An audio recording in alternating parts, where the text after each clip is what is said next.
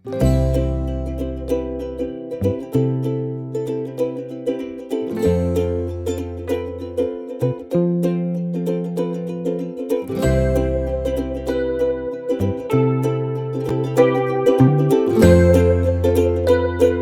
आपको भी लगता है घर के काम खत्म ही नहीं होते? सुबह से काम शुरू करने के बाद पता ही नहीं चलता कब दोपहर हो गई।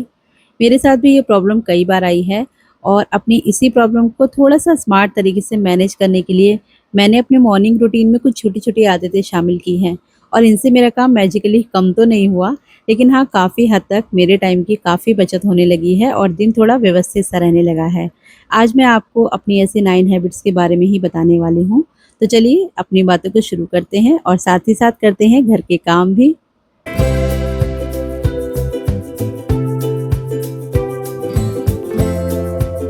जैसा कि मैंने पहले भी बताया था कि मेरे हस्बैंड की जॉब कुछ इस तरह की है कि ज़्यादातर टाइम उनको बाहर ही रहना होता है और अकेले सब कुछ मैनेज करना कभी-कभी थोड़ा-सा मुश्किल हो जाता है। तो मैं अपना दिन कुछ इस तरह से प्लान करती हूँ ताकि मेरे सारे काम हो जाएँ और किसी भी काम के लिए ना मुझे ज़्यादा भागम-भाग ना करनी पड़े। तो सुबह उठते ही ना सबसे पहले मेरी प्रायोरिटी होती है बच्चों को टाइम से स्कूल भेजना। तो अभी मैं बेटे को छोड़कर घर आई थी और आने के बाद आज मैं पौधों को पानी देना भूल गई थी, तो सबसे पहले मैंने अपने पौधों में पानी दिया और उसके बाद यहाँ पर बैठ के अपना नाश्ता किया। पूजा पाठ मैं सुबह कर लेती हूँ ताकि मैं आराम से अपना नाश्ता कर सकूँ। सबसे ज़रूरी है सुबह का नाश्ता आप टाइम से लीजिए। ज़्यादातर हम हाउसवाइफ ये गलतियाँ करते हैं, पूरे घर का काम खत्म करने के बाद ही नाश्ता करते हैं और उस समय तक हमारी एनर्जी बहुत ज़्यादा डाउन हो जाती है। तो सुबह कोशिश कीजिए थोड़ा-सा जल्दी उठिए, नहा धो के पूजा पाठ अगर आप करते हैं तो ज़रूर कीजिए और उसके बाद अपना नाश्ता टाइम से कीजिए। हैबिट नंबर 2 है प्री प्लानिंग। जब हम किसी चीज़ को प्लान के साथ करते हैं ना, तो हमारे घर के सारे ज़रूरी काम भी हो जाते हैं और हमारे पास काफ़ी टाइम भी बचता है। तो मैं एक दिन पहले ही सोच लेती हूँ कि कल कौन-कौन से ज़रूरी काम हैं जो मुझे करने हैं और ऐसे कौन से काम हैं जो मैं एक दिन बाद भी करूँगी, तो कोई फ़र्क नहीं पड़ेगा। तो इस तरह से प्लान करके ही मैं अपने घर के सारे काम करती हूँ, क्योंकि जब सब आपको अकेले मैनेज करना होता है ना, तो एक साथ आप सारे काम नहीं कर सकते हैं। तो प्लानिंग ना चाहे हाउसवाइफ हो, चाहे स्टूडेंट हो, चाहे ऑफ़िस गोइंग हो, सभी के लिए काम करता है। बच्चों को स्कूल भेजने के बाद सबसे पहले मैं अपना बेडरूम क्लीन करती हूँ, क्योंकि उसमें बहुत ज़्यादा काम नहीं होता है। सिर्फ़ बेडशीट वगैरह को ही ठीक करना पड़ता है, थोड़ा बहुत डस्टिंग का काम है। वो सब ख़त्म करने के बाद मैं आ जाती हूँ सीधे किचन में। सुबह जो नाश्ते के बर्तन थे वो सब साफ़ करके रखती हूँ और आजकल ना साथ ही साथ मैं अपने लंच की भी तैयारी कर लेती हूँ। तो उससे ना बाद में मुझे ज़्यादा काम नहीं रह जाता है। जैसे अगर मुझे दाल-चावल बनाने हैं तो दाल मैं सुबह ही बना के रख देती हूँ और चावल जब बच्चे आने वाले होते हैं तब मैं बनाती हूँ। तो इस तरह से ना थोड़ा-सा जब आप प्लान करके अपना काम करते हैं ना, तो आपके लिए भी काम करना थोड़ा-सा आसान हो जाता है और अपने लिए भी ना हम थोड़ा बहुत टाइम निकाल पाते हैं। तो किचन को साफ़ करने के साथ-साथ ना मैं हमेशा ये जो सिंक एरिया होता है ना, इसको भी साफ़ करती रहती हूँ। तो ये कभी भी ना बहुत ज़्यादा गंदा नहीं होता है। और अगर छोटे-छोटे काम हम साथ के साथ निपटा लेते हैं ना, तो हमारा ही काम आसान हो जाता है। घर कभी भी ना बिखरा हुआ नहीं रहता है। कई बार ऐसा होता है ना कि थोड़ा-सा भी हमें टाइम मिला तो हम फ़ोन स्क्रॉलिंग शुरू कर देते हैं, रील्स देखने लगते हैं या कोई वीडियो देखने लगे। मेरे साथ तो ऐसा कई बार होता है। 10 मिनट का सोच के बैठती हूँ और पता नहीं कब 30 मिनट हो जाते हैं और इसकी वज़ह से ना हमारे बहुत सारे काम पेंडिंग में रह जाते हैं। तो आजकल ना मैं बहुत कंट्रोल कर रही हूँ कि मैं फ़ोन तभी देखूँगी जब मेरे घर के सारे काम खत्म हो जाएँगे। तो आप लोग बताइएगा कि आप लोग भी ऐसा करते हैं? तो यहाँ पर देखिए किचन का काम खत्म हो चुका है और किचन जब साफ़ हो जाता है ना, उसके बाद तो बहुत ज़्यादा काम घर में रह ही नहीं जाते हैं। घर चाहे छोटा हो या बड़ा, चीज़ें सस्ती हो या महँगी, उससे फ़र्क नहीं पड़ता है। घर सुंदर बनता है, आप किस तरह से घर को रखते हैं। और मैंने ना ऐसे बहुत सारे घर देखे हैं, जो बहुत छोटे भी हैं, वैसे मेरा घर भी बहुत बड़ा नहीं है, लेकिन ना चीज़ों को वो बहुत अच्छे तरीके से रखते हैं। तो चीज़ों को ना व्यवस्थित करके रखना बहुत ज़रूरी है। अपने घर को ना परफेक्ट बनाने की कोशिश मत कीजिए। जो है, जैसा है, आप उसको बस थोड़ा-सा मैनेजेबल रखिए, थोड़ी-सी साफ-सफाई का ध्यान रखिए, तो घर ना वैसे भी अच्छा लगने लगता है। और अगर घर में बच्चे हैं तो घर तो बिखरेगा ही, तो मैं कभी भी इस चीज़ के पीछे नहीं भागती हूँ कि मेरा घर हमेशा परफेक्ट दिखे। हाँ, जो भी डेली क्लीनिंग के काम हैं वो सब मैं करती हूँ। अपनी तरफ से हम लोग पूरा एफ़र्ट करते हैं। जैसे-जैसे मेरे बच्चे बड़े हो रहे हैं ना, तो काफ़ी चीज़ें वो खुद भी मैनेज कर लेते हैं और मैं सिखाती भी हूँ कि आपको अपने काम खुद करने भी आने चाहिए।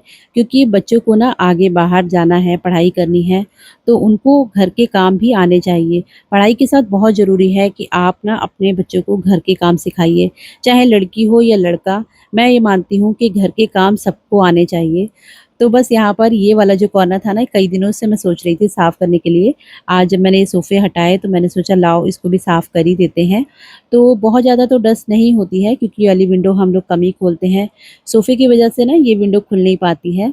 तो यहाँ से पर्दे वग़ैरह हटा के थोड़ी-सी सफ़ाई की और डस्टिंग का काम तो मैं यहाँ पर डेली ही करती हूँ, लेकिन कई बार सामान को जब हटा के आप साफ़ करते हैं ना, तो आप देखेंगे उसके पीछे थोड़ा बहुत कूड़ा रह ही जाता है। तो बस यही वाला काम यहाँ पर चल रहा था और साथ ही साथ धुल रहे थे मेरे कपड़े, जो कि मैं सुबह उठ के सबसे पहले लगा देती हूँ। ताकि बच्चों के जाने के बाद ना मेरे कपड़े बिल्कुल धुल जाएँ और जो भी कपड़े मुझे हैंड वॉश करने होते हैं वो मैं नहाने के साथ ही धो देती हूँ। तो बस इसी तरह से मैं अपने कामों को मैनेज करती हूँ और ऐसा कोई मेरा परफेक्ट रूटीन नहीं है, लेकिन सोचा आपके साथ शेयर करती हूँ, शायद आप लोगों को भी थोड़ा बहुत मोटिवेशन मिले। कई बार ऐसा होता है ना कि घर के वही काम हम जब किसी और को करते हुए देखते हैं ना, तो हम काफ़ी उससे मोटिवेट होते हैं और हमारा भी मन करता है कि जब ये कर सकता है तो हम क्यों नहीं? मेरे साथ तो ऐसा होता है।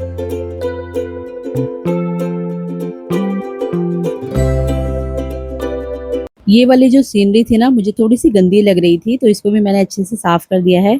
वैसे मैं इसको हर दूसरे-तीसरे दिन साफ़ करती ही रहती हूँ, लेकिन मेरा जो बेटा है ना वो कई बार इस पे हाथ लगा देता है, तो इसकी वजह से ना कहीं-कहीं धब्बा-सा लग रहा था, तो उसको भी मैंने अच्छे से साफ़ कर दिया है। उसके बाद यहाँ पर जो बच्चों की स्टडी टेबल थी इसको भी थोड़ा-सा ऑर्गनाइज़ किया और बस अब यहाँ पर ज़्यादा काम नहीं रह गया था। झाड़ू वगैरह मैंने लगा दी है, वैसे तो पूरे घर में मैं सुबह लगा देती हूँ, लेकिन जब कहीं की भी डस्टिंग इस तरह से करते हैं ना तो थोड़ा बहुत वहाँ पर गंदा हो ही जाता है।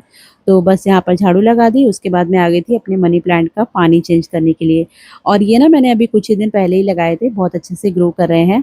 अभी तो मैंने इस तरह से बॉटल में इनको लगा दिया है, जब ये अच्छे से ग्रो कर जाएँगे तो फिर मैं इनको कहीं और लगा दूँगी।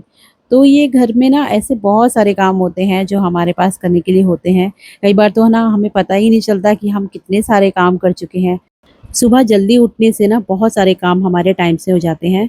मेरे साथ तो ऐसा ही होता है, जिस दिन भी मेरा दिन लेट शुरू होता है ना, सारे काम हड़बड़ी में होते हैं। तो मैं ना सुबह आधा 1 घंटा अपने टाइम से हमेशा पहले उठती हूँ और आजकल ना मैं कुछ एक्सरसाइज़ वगैरह भी कर रही हूँ क्योंकि मैंने काफ़ी वेट गेन कर लिया है। तो जब से मेरा ये वेट बढ़ा है ना, तब से मुझे खुद लगता है कि मेरे शरीर ना उतना फुर्तीला नहीं रहा है जितना पहले था। तो थोड़ा बहुत काम मैं कर रही हूँ, रिज़ल्ट जब मिलेगा तो आपके साथ भी ज़रूर शेयर करूँगी। तो बस यहाँ पर क्लीनिंग वगैरह का काम जो था वो सारा ख़त्म हो गया है और अभी हो गया है मेरा घर बिल्कुल परफेक्टली क्लीन।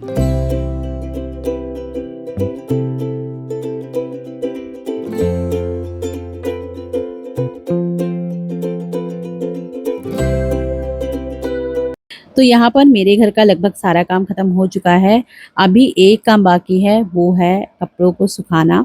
तो मशीन ने अपना काम कर दिया है, अभी मैं कपड़े सुखा कर आऊँगी और इस समय ना मुश्किल से साढ़े 9 या 10 बजे का टाइम ही हुआ होगा और मेरे घर का ना लगभग सारा काम खत्म हो गया है और उसके बाद बच्चों के आने तक ना मुझे कम से कम 2 ढाई घंटे का टाइम तो मिलता है, जिसमें मैं अपनी पसंद के काम करती हूँ।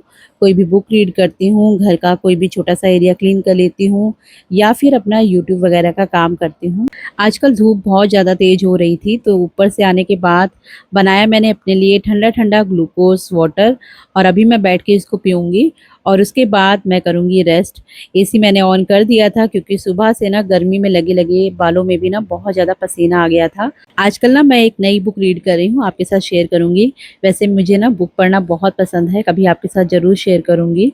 तो चलिए आज के ब्लॉग को करते हैं यहीं पर एंड। मिलूँगी आपसे नेक्स्ट वीडियो में, तब तक अपना बहुत ध्यान रखिए, खुश रहिए और मेरे चैनल के साथ जुड़े रहिएगा। वीडियो अगर आपको थोड़ी-सी भी पसंद आई हो तो प्लीज़ चैनल को सब्सक्राइब कीजिएगा और कमेंट करना तो बिल्कुल भी मत भूलिएगा।